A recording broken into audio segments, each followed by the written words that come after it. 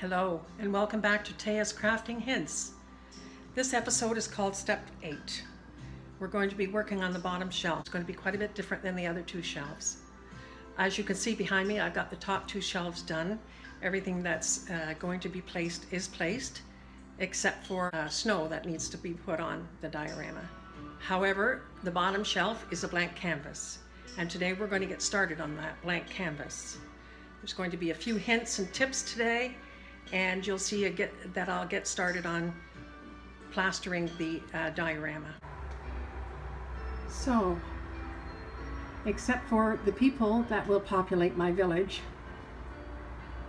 I've completed the two top layers.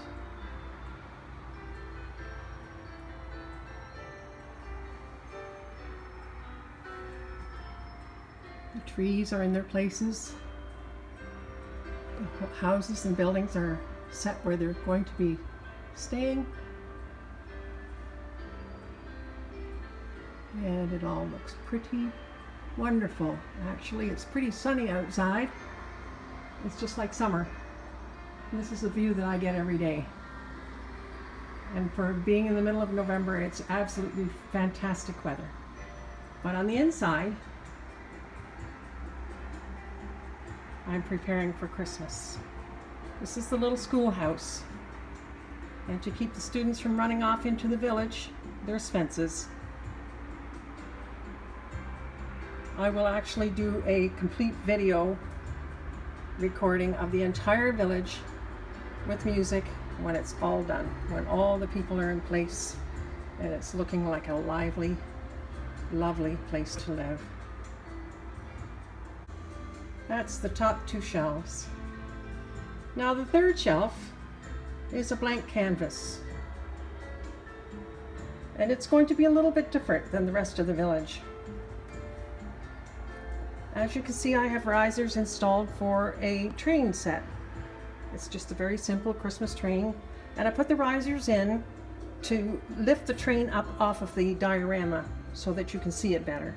In the center of the train, I've got fitted pieces of styrofoam which I've glued together. And I will be putting a skating rink in there. So before we move on to the plaster work on the risers, I want to show you something. And as you can see, all the cords are gone. It's not magic, it's a mystery. But I'll show you the actual solving of the mystery, what I've done with the cords. It's not pretty, but it's a good solution.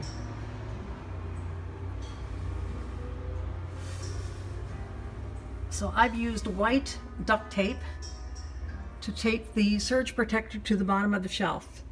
It looks like it's hanging there, but it is very secured. It's got a number of places where it's secured to the shelf. I'm fairly confident that that will stay for the duration. It's not pretty, but it does the trick. It looks much better than having the cords lying on the floor in a jumble. It's a solution that's a little bit physically tough for me, as I am already 70 years old and it's kind of hard to crawl on the ground, but I got it done and I hope it stays. So as you can see, I've made a trestle bridge out of popsicle sticks. And I've simply followed a video online. But I made it to fit the spot where I want to put it because it's in a curve. It's not quite lined up as straight.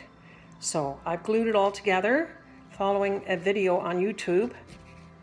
And because I wanted to have a bridge for the train where there's going to be a bit of a river, a frozen river running under it. Frozen rivers are wonderful because you have all kinds of people doing things on frozen rivers during the winter. And I really wanted to incorporate a frozen river under the train track to lead into the ice rink that I will be putting in the center of the train track. So now I'm just painting it steel gray so that it looks natural. It's going to be a little homemade looking, but that's okay. If I have trees around it and so on, and I also have a little crossing light that runs by battery, a little train crossing light, and I'll put that near the bridge. That will do the trick. I used to have a real train bridge that I picked up at a modeling train store, but it broke very quickly. It was just not made to be handled every year. It was made to be put on a diorama and left and not touched.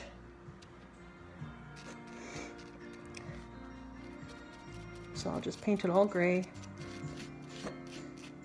And it will be surprisingly, I've made these before, it'll be surprisingly realistic when I get it on the diorama. I've also had as you saw on the video, I had a fence around the school, and I had extra fences. But this is the first year that I'm going to be putting a farm on my lower level.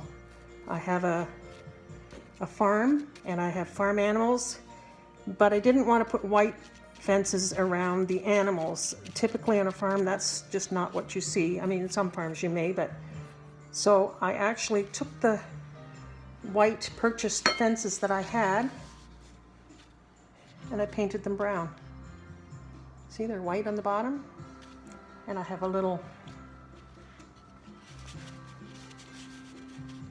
you may not see that, let me put a light on, a little gate as well. So this will keep the animals in the farmyard.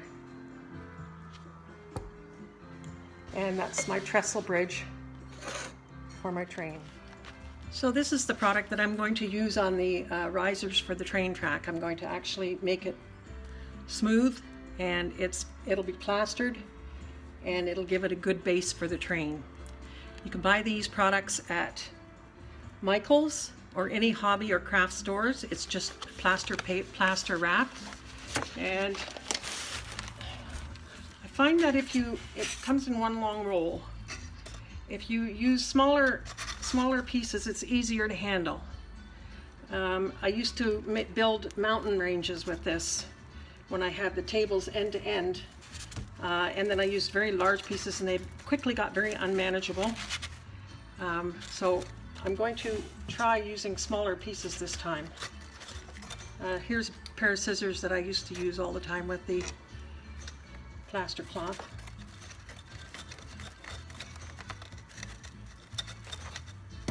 So, and what you do is you have a bowl of water nearby, and you soak it in the water for a minute or so, and that activates the plaster. Squeeze it a little bit dry, and then lay the plaster over the spot.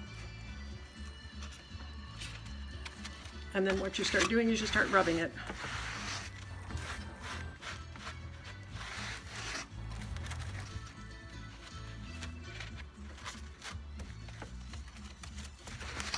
And rub it and rub it and rub it. And it shapes to the form that you want. The more you rub it, the more active the plaster becomes. It's much like when you get a cast put on if you've got a broken limb, and they put the plaster around your arm or your leg, and they rub it until the plaster is activated. It's going to need a couple of coats.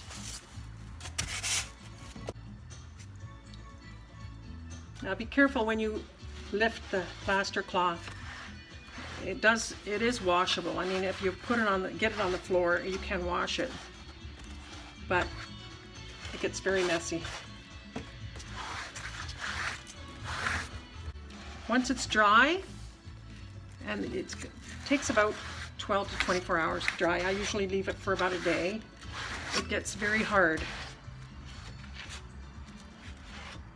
and you can't shape it then anymore. So you need to do all the shaping that you can do right now. You need to do when you're laying it on.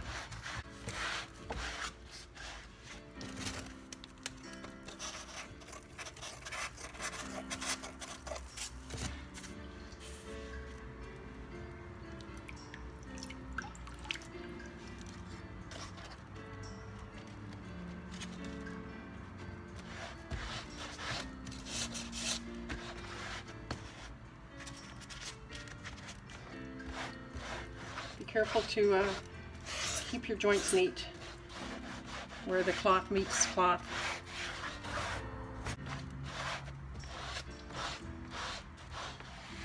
And when you do more than one layer, you need to let it dry in between. So that's it for step number 8. When we come back for step number 9, I'll have all the plastering work done, and I'll show it to you before we get started on the next step. Hopefully with step 9, we're going to be doing some landscaping. I'm going to be painting the river on and doing some other interesting things. So stay tuned. Don't forget to like us and subscribe and hit the bell, the notification bell, so that you know when the next video is up and running. Take care. Bye now.